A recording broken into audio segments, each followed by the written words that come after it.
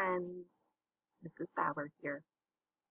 Earlier today we started to talk about different types of characters, and I want to remind you that many fiction stories include characters who change from the beginning to the end of the story because they learn an important lesson.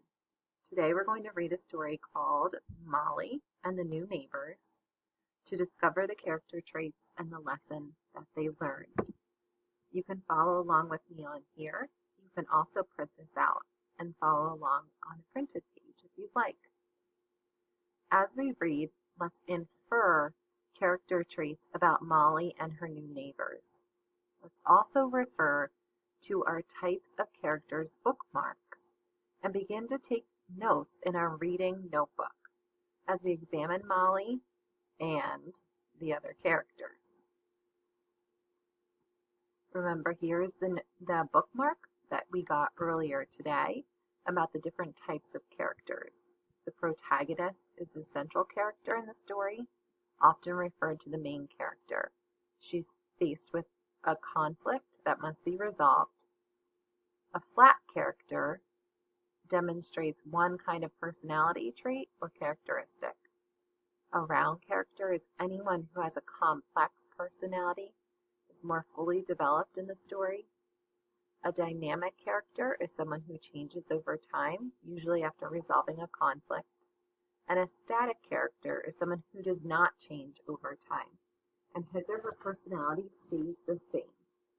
So let's find out about Molly and the other characters in this story. Molly and the New Neighbors by Mark Gartside. Look! Molly pressed her face to the window. The new neighbors are moving in. She turned to her mom. Can I help them? No, her mom said firmly. Let's not get off to a bad start. Molly snorted. But I want to help, she said. Everyone always tells me to help. You know, help the neighbor, like it says in the Bible, she added, vaguely recalling a lesson from Sunday school. It's love thy neighbor, Molly, her father corrected. Leave the neighbors alone. I suspect Mr. and Mrs. de Tocqueville want their furniture to survive the journey from driveway to house. He knew all too well that Molly's good intentions could have disastrous consequences. Shaking her head at the injustice, Molly wandered outside into the garden. Uh-oh. It seems like Molly is a well-intentioned young girl. Let's go to our notebooks and list traits we infer about Molly. The first trait might be that she's helpful. In my notebook, I just quickly made a page that says character traits, and then I listed Molly's name. The first trait I'm thinking about Molly that I infer that she is a helpful little girl. Remember that when we make an inference, we use what do we know and what experiences have we had and what is the book telling us? And can we put those two things together to make a really good guess about the story? So I think our first trait that it can be that she's helpful. Let's read on and see what else we discover about her. I will stop and point out some traits, but feel free to jot down any traits you infer on your own as well.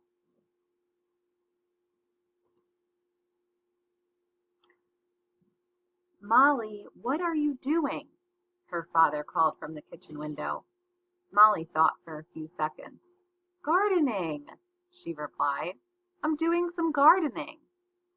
Gardening for Molly was a very vigorous activity.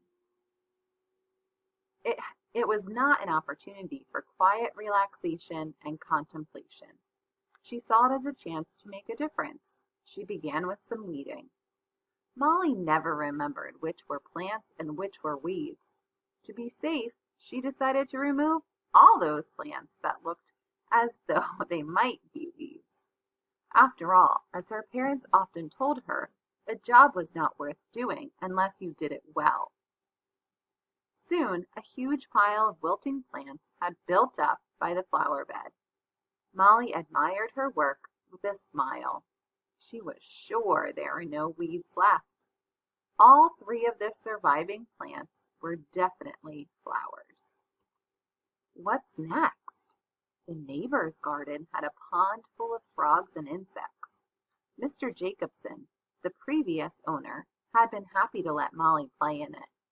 He never complained about her making noise.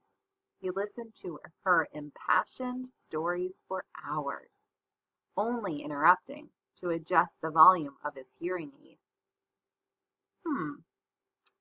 I noticed the author uses the descriptors vigorous and impassioned, and that leads me to the conclusion that in addition to being well-intentioned, meaning that she has a good heart and has good intentions about what she'd like to do, she's also a bit energetic.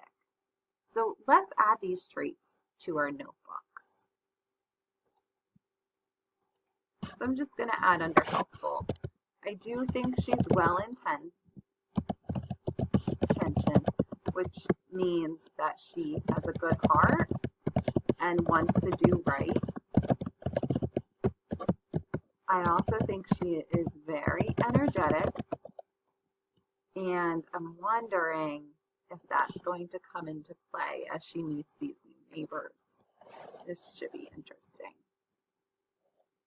Perhaps, Molly thought, the new neighbors would let me play there as well.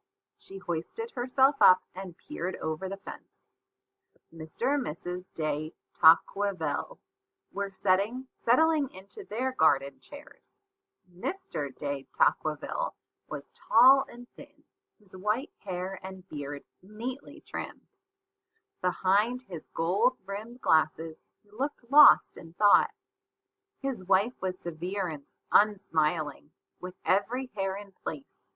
She reminded Molly of a bird, her beady eyes alert above her sharp nose. "Well," Mr. de Tocqueville said in a high voice, "moving is the most ghastly experience. Thank goodness it's over, and we can relax." His wife was just opening her mouth to agree when Molly spoke first. "Hello," she said. Molly's face was smudged with a non-insignificant amount of dirt from gardening. Mr. de Tocqueville's shriek pierced the afternoon. "What? What is it?" he stammered. His wife blinked. I think it's a little boy." Molly gasped. "I am not a little boy," she said forcefully. "I am Molly, and I am a girl, and I live next door." She put on her most winning smile. "May I please play in your pond?" Mrs. de Tocqueville fixed Molly with a stern gaze. "No," she sniffed, "you may not. We have not come here to be pestered by scruffy girls. We have come here for peace and quiet." Molly stared at her in stony silence. "Why are you still here?" Mrs. de Tocqueville demanded. "Off with you, or I shall be speaking with your parents." Wow. So Molly just wants to play in their pond, but Mr. and Mrs. de Tocqueville seem to want nothing to do with her at all. They say they moved there for peace and quiet. Let's also create a column in our notebooks for Mr. and Mrs. de Tocqueville. So I'm going to add them over here, Mr. and Mrs. de Tocqueville.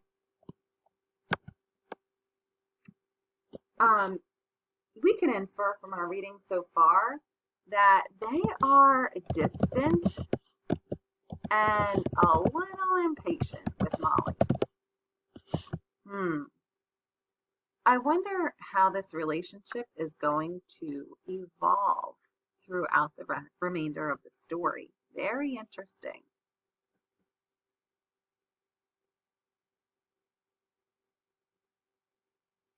With no pond to enjoy, Molly had to make her own entertainment.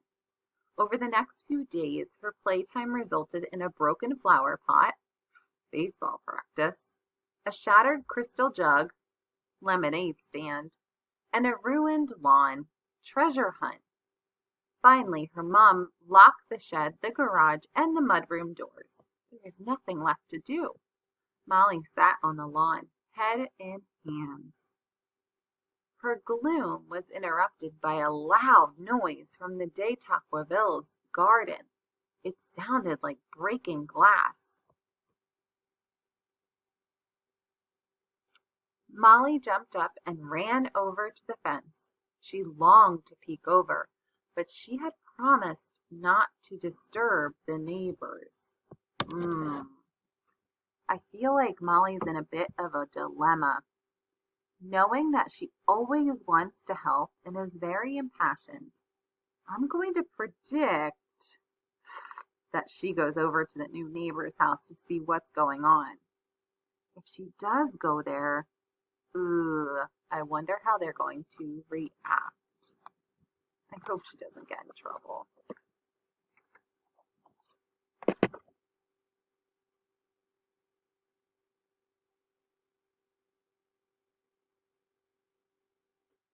What I want you to do is go ahead and finish reading the rest of the text, just about a page and a half on your own, to find out what happens next.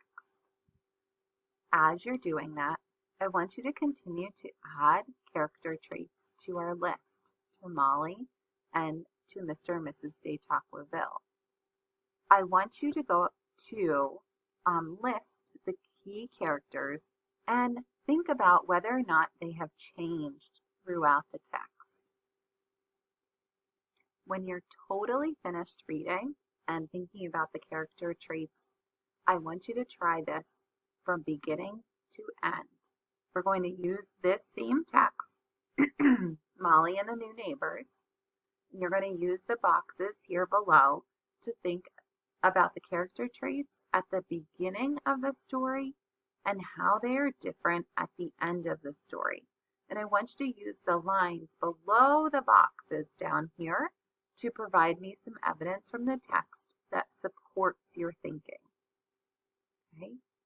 When you're finished, you can submit this on Schoology.